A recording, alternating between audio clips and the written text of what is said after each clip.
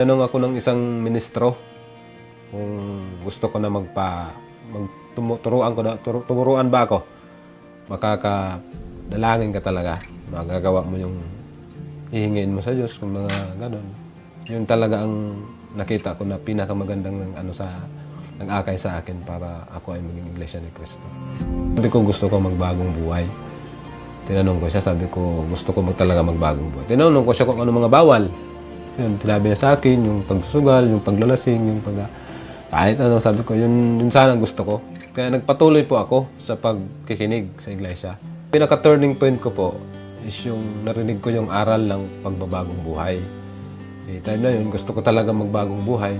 Kaya doon, dala talaga ako sa pagiging Iglesia ni Cristo. Maraming bawal, hindi ka pwede. Killjoy daw. Sa totoo pala, hindi naman pala totoo yung sinasabi nila. Kaya pala maraming bawal kasi tama naman, nasa Biblia kasi. Kaya pinagbabawal talaga sa Biblia. Kaya susundin talaga natin. Gusto ko talaga magbagong buhay. Ito ang pag-asa ko. Kasi sa hirap talaga ng buhay namin, naranasan ko rin isang kahig, isang tuka eh. Sabi ko sa asawa ko, nagpapasalamat ako kasi tinawag tayo. Naging kaanib ako sa iglesia. Kasi kami may pagsamba, nakadalangin kami sa Diyos. Pinagmamalaki ko talaga na Iglesia ni Cristo ako.